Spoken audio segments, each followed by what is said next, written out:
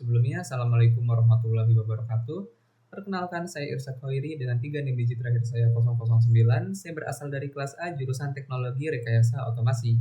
Di sini saya akan menjelaskan tentang tugas kedua mengenai permodelan dan simulasi sistem dengan MATLAB dan Simulink. Pertama-tama kita kenalan dulu apa itu MATLAB, Simulink, serta konsep modeling dan juga simulation. Nah, yang pertama ada MATLAB. MATLAB adalah bahasa pemrograman tingkat tinggi sekaligus lingkungan komputasi numerik dari MathWorks yang dirancang untuk bekerja efisien dengan vektor dan matriks. Ia banyak digunakan untuk analisis data, permodelan, matematis, visualisasi, dan pengembangan algoritma di berbagai bidang teknik dan juga sains. Melalui ekosistem toolbox, misalnya kontrol pemrosesan sinyal, optimisasi, dan machine learning, MATLAB menyediakan fungsi siap pakai sekaligus fleksibilitas script untuk eksperimen cepat, pembuatan prototipe, hingga otomatisasi alur kerja. Integrasinya yang erat dengan Simulink membuat pengguna dapat berpindah mulus antara kode dan diagram blok. Nah, apa sih Simulink itu sendiri? Simulink adalah lingkungan pemodelan dan simulasi berbasis blok diagram untuk sistem dinamis, multi-domain, mulai dari kontrol, mekanik, listrik, hingga komunikasi.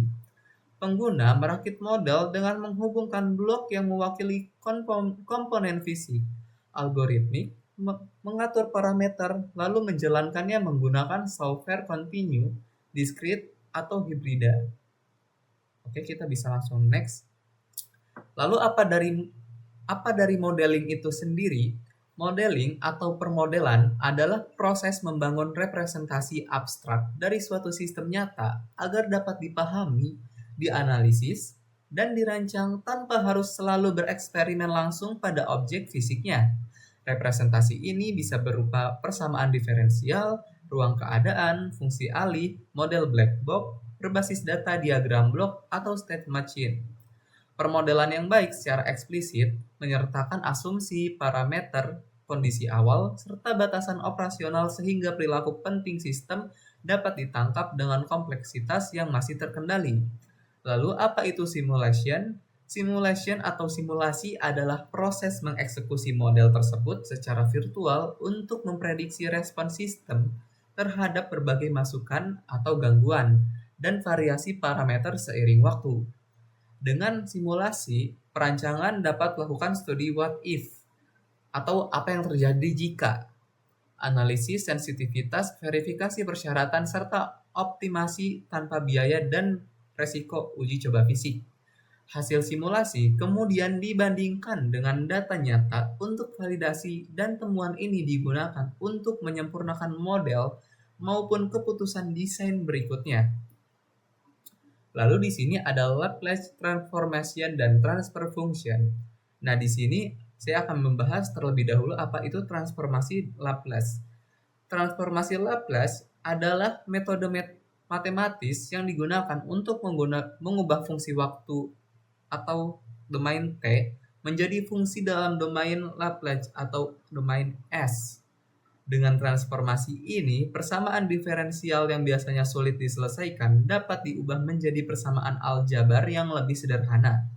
Fungsi transformasi Laplace adalah mengubah persamaan diferensial menjadi persamaan aljabar, mempermudah analisis sistem dinamis seperti elektrik, mekanik, kontrol, dan lain-lain, menentukan respons sistem, membantu dalam perhitungan nilai awal dan nilai akhir sinyal, menjadi dasar untuk mencari fungsi transfer.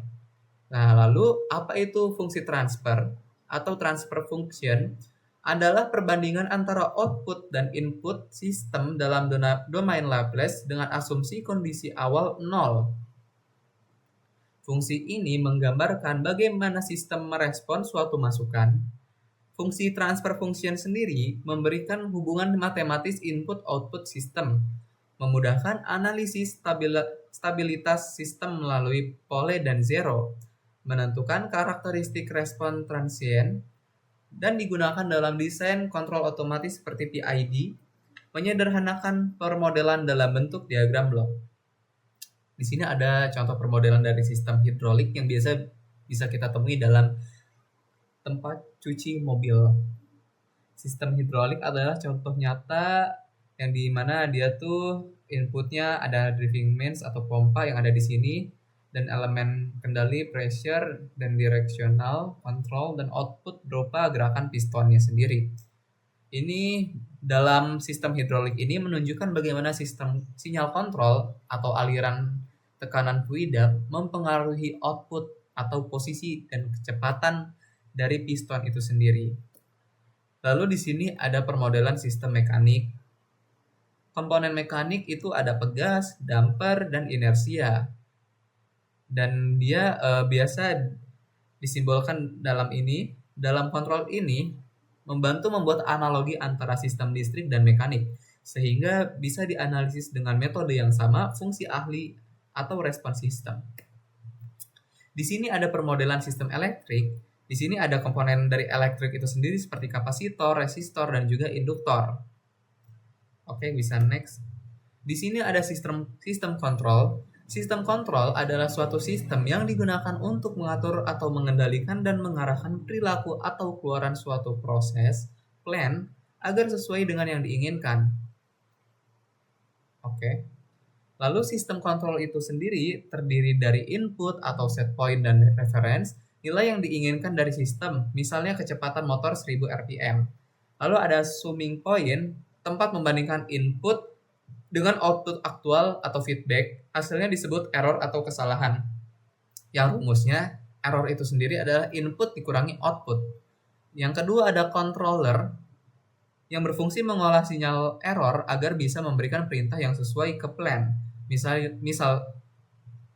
Misalnya PID controller, amplifier, dan lain-lain. Lalu yang keempat ada plan atau proses. Sistem atau proses yang dikendalikan, contoh motor DC, sistem pemanas, dan robot. Lalu ada output, hasil yang nyata dari plan, misalnya kecepatan motor, suhu, atau posisi. Lalu di sini setelah ini saya akan langsung buka di software Simulink-nya. Bagaimana cara penggunaan Simulink pada MATLAB. Di sini saya tidak akan bacakan, saya akan langsung simulasikan saja di softwarenya.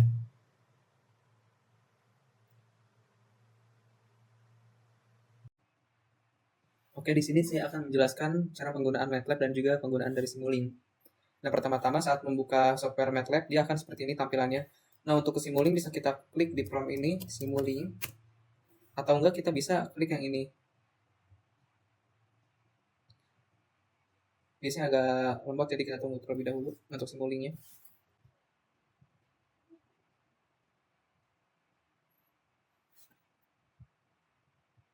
Oke, lalu kita masuk ke blank model.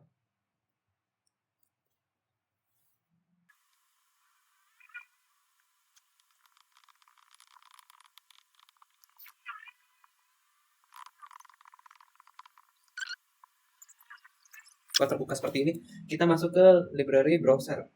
Kita klik yang ini. Bisa ditunggu.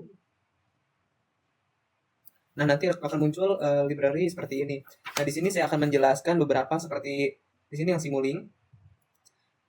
Kita klik. Nah, di Simulink ini ada beberapa. Di sini saya akan menjelaskan dari yang sync, sort, terus di sini juga ada user defined function, lalu di sini ada metric operation dan ada math operation.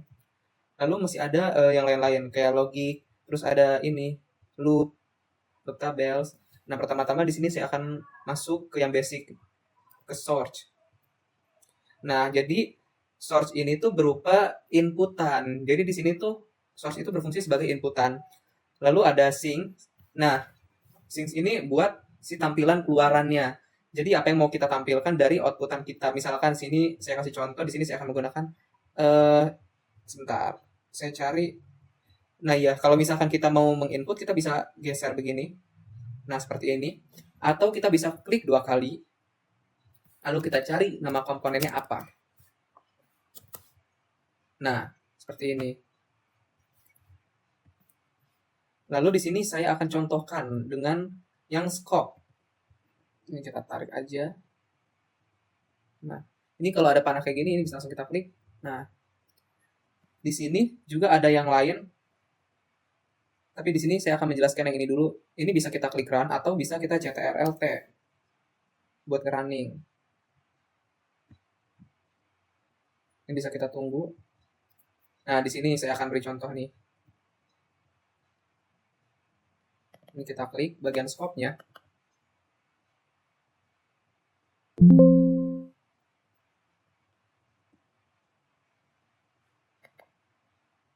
Sebentar, ini agak lemot. Nah, nanti dia akan keluar si gelombang sinyalnya ini. Kan ini input yang kita kasih itu berupa sinyal sinusoidal kan. Nanti si scope ini berfungsi untuk menampilkan gitu. Ini kalau misalkan dalam komponen asli bisa seperti oscilloscope. Oke.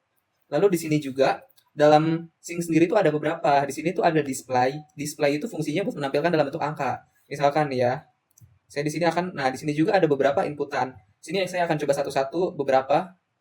Di sini ada pulsa generator. Ini saya akan beri di sini. Lalu saya akan berikan scope. Jadi ini tuh kegunaan dan toolsnya banyak sebenarnya. Ini kita tarik seperti ini. Nah, setelah seperti ini, saya juga sekalian aja dengan yang lain supaya sekaligus.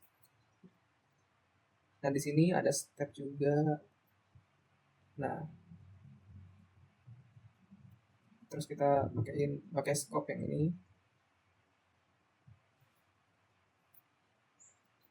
Setelah itu kita tarik. Nah, seperti ini. Kita akan coba run.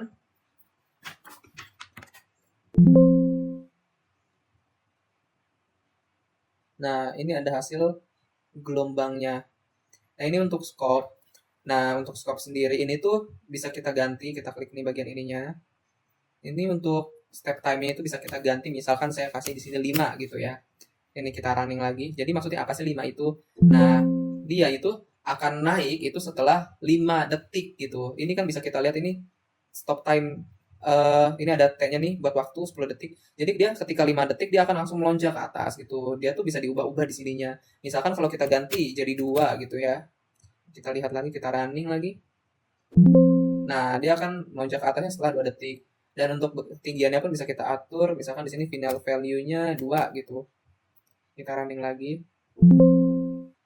Nah, bisa kita lihat ini final value atau paling tingginya tuh 2. Di sini juga ada yang namanya pulse generator. Ini bisa kita coba keluarannya. Nah, nanti dia akan seperti ini bentuk keluarannya. Terus di sini juga tuh ada yang lain.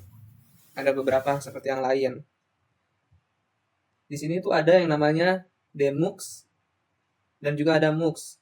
Ini tuh multiplexer dan demux itu demultiplexer. Jadi kalau multiplexer fungsinya itu jadi dia bisa menyatukan sinyal gitu dari 2 sinyal yang berbeda. Nah, kalau misalkan demux ini fungsinya buat membagi 2 sinyal gitu dari yang sinyalnya cuma 1 gitu ya. Atau dari inputannya maksudnya cuma 1 gitu. Di sini saya akan kasih gambaran. Oh ya, sebenarnya saya udah bikin filenya sebelumnya. Sebentar. Nanti saya akan tunjukkan file yang saya sudah bikin. Nah, ini di sini saya akan langsung coba aja buat penerapan dari multiplexer. Dan di sini juga ada, bentar, saya akan cari buat penguatan itu gain. Nah, ini. Ini misalnya di sini. Sebentar.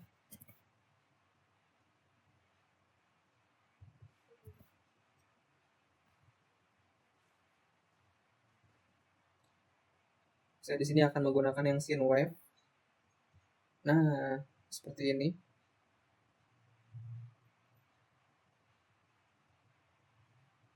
Oke.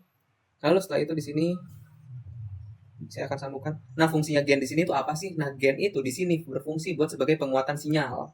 Di sini saya akan beri misalkan 3 gitu ya. Terus ini kan ini ke sini. Terus yang ini saya ambil dari sebelum penguatan. Lalu sinyalnya disatukan di sini. Kita akan coba. Nah, bisa dilihat di sini ada 3 sinyal. Ada 2 sinyal yang berbeda dengan 3 kali penguatan pada sinyal yang biru. Jadi fungsi dari multiplexer ini atau disingkat MUX yang ada di ini di bagian sinyal routing itu berfungsi. Jadi ketika ada 2 input sinyal, dia tuh yang ngalir di sini atau kayak cuma butuh 1 kabel aja gitu. Tapi nanti di osiloskop atau di skopnya itu menampilkan dua sinyal, dan fungsi dari gen sendiri di sini tuh bisa kita ubah-ubah buat penguatan sinyalnya. Misalkan ini saya kasih 5 gitu ya buat penguatan sinyalnya. Nah, ini tuh ada di angka 5. Terus di sini saya akan menjelaskan juga yang demultiplexer. Nah, kalau demultiplexer sendiri ini kebalikannya. Nih di sini saya akan contohkan dengan rangkaian yang sama. Di sini saya akan mengambil input dari keluaran yang ini, keluaran yang dimultiplexer. Di sini saya akan masukkan skop. Nah, di sini saya menggunakan dua skopnya.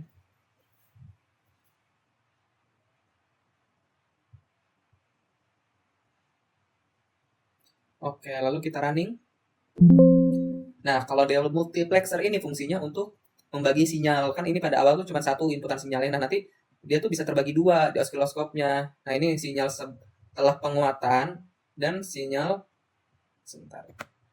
Sebelum penguatan nih bisa dilihat. Ini sinyal sebelum penguatan, ini sinyal setelah penguatan. Ini fungsi dari demultiplexer. Lalu di sini saya juga akan masuk ke match operation yang ini. Nah, di sini tuh ada beberapa fitur atau tools juga di sini buat add atau pertambahan.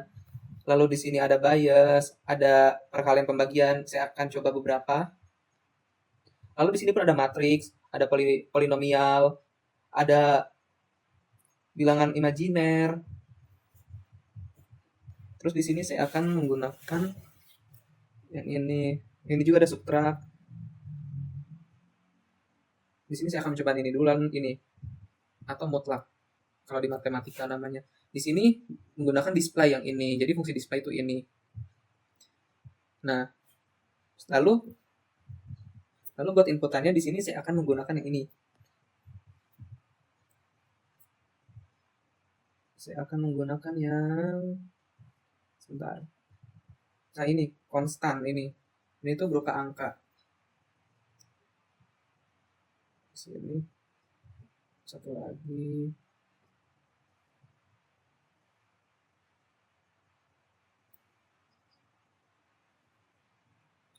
Nah, di sini saya akan beri contoh dulu buat yang ini yang pertama. Jadi fungsinya ini buat pertambahan.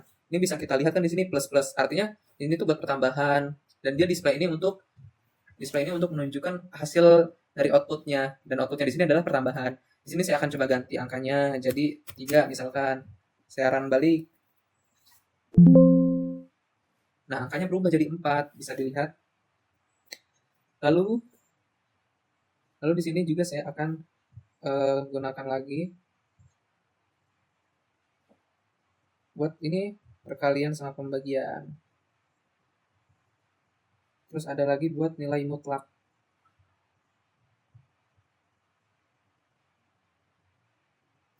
Oke, lalu di sini saya akan cari lagi display.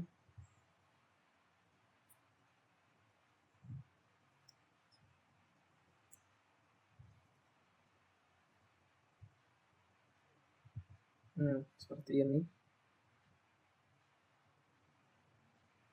Nah, lalu kita coba running. Nah, di sini 1 dikali, bentar, saya akan coba ganti angkanya supaya mengetahui perbedaannya. Saat ini 4, di sini saya akan beri 2. Lalu di sini mutlak saya akan beri minus 9 misalkan. Terus saya running.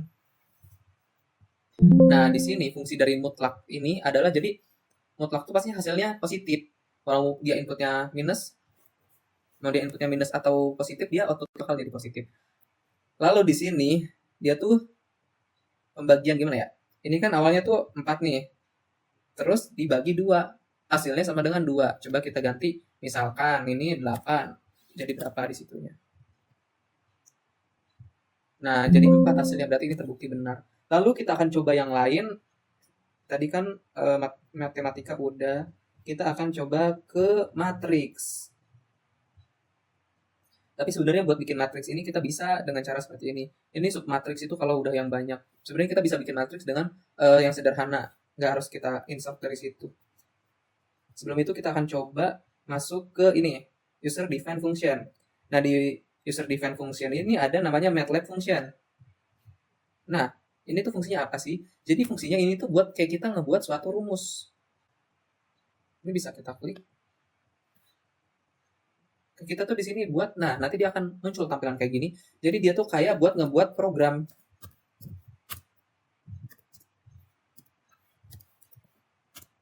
Nah, misalkan seperti ini gitu ya. Jadi nanti ini tuh namanya aja kan user define function. Jadi itu tuh fungsinya sesuai dengan kebutuhan kita. Kita bisa mengotak-atik sendiri. Dan di sini tuh MATLAB function di sini fungsinya tuh buat ngoding gitu. Isinya buat ngoding coding-coding matematika. Lalu di sini pun ada kayak MATLAB system, lalu ada symboling function, ada terminate, dan juga masih banyak lainnya. Di sini saya akan ke string. Dari sini juga banyak nih, bisa disesuaikan sesuai kebutuhan. Lalu di sini saya akan coba masuk ke tadi yang belum saya jelaskan, matriks ya. Jadi buat bikin matriks sebenarnya bisa kita pakai gain. Nah, seperti ini. Terus bisa kita pakai display. Tapi di sini saya akan hanya menjelaskan sekilas saja, kayak gimana penggunaannya, nggak yang detail banget. Ini kita bisa pakai display. Nah, ini sendiri itu bisa, kalau misalkan kita mau bikin matriks, nah ini bisa dilihat ini ada formatnya kayak gini nih. Misalkan ya, saya mau bikin matriks.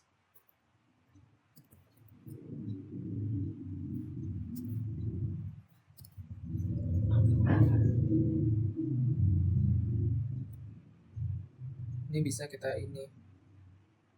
Nah, ini jadilah matriks seperti ini. Lalu untuk bagian displaynya pun bisa kita perbesar. Sebentar.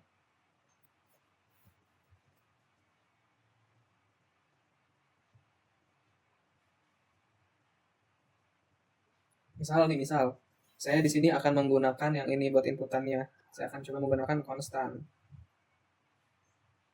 Nah, di sini saya akan beri konstan itu 2, 3, 8, dulu 3, 1.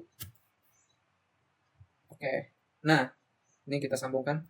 Jadi teman-teman kalau misalkan mau bikin matriks itu harus diperhatikan formatnya seperti ini. Pertama kita buka kurung, lalu kita koma-koma setiap angkanya. Lalu di sini buat perbedaan kolom dan barisnya itu kita harus menggunakan ini, titik koma. Di sini saya akan coba running aja. Gimana hasil dari simulasinya? Matriks ini apakah berjalan dengan baik? Oh iya, kalau misalkan ada error biasanya bakal ada tampilan errornya ya di bawah.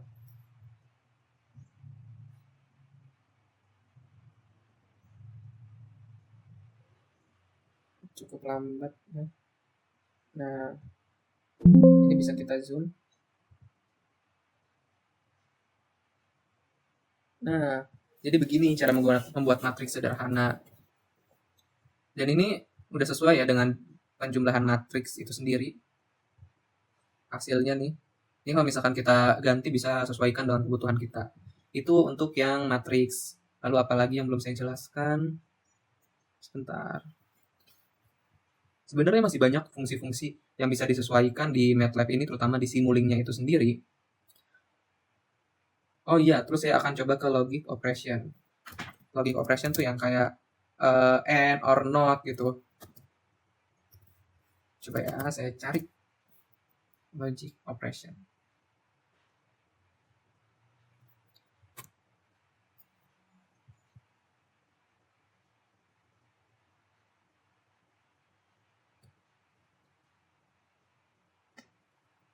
Sebentar kita tunggu.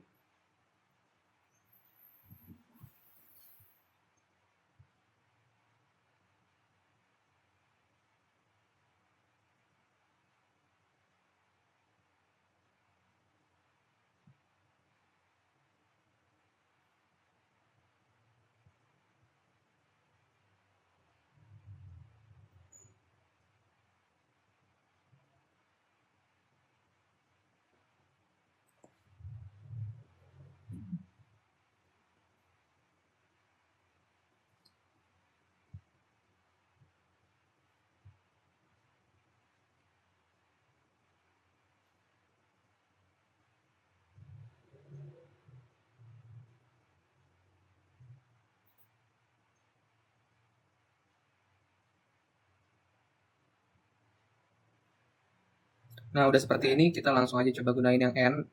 Di sini saya akan menggunakan yang basic-basic. N. Terus di sini juga ada yang lain-lain. Nen, nor, not. Di sini coba saya akan menggunakan yang or. Nah, langsung saja. Di sini saya akan balik ke library. Saya akan menggunakan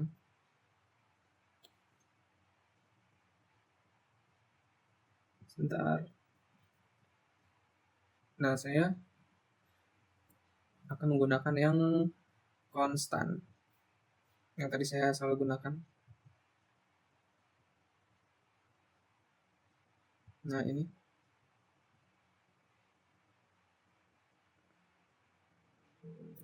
Di sini saya langsung aja ya paralelin supaya bisa kita lihat langsung perbedaannya. Ini ke sini, ini ke sini.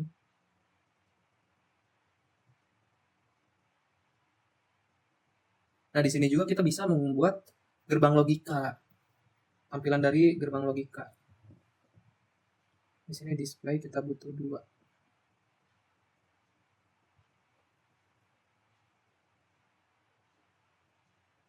Oke, ini bisa kita langsung running aja.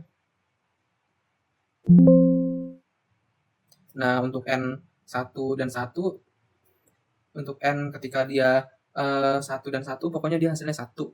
Dan ini untuk yang OR 1 dan 1 dia hasilnya 1. Di sini coba saya akan ganti jadi 0. Salah satunya nilainya jadi 0.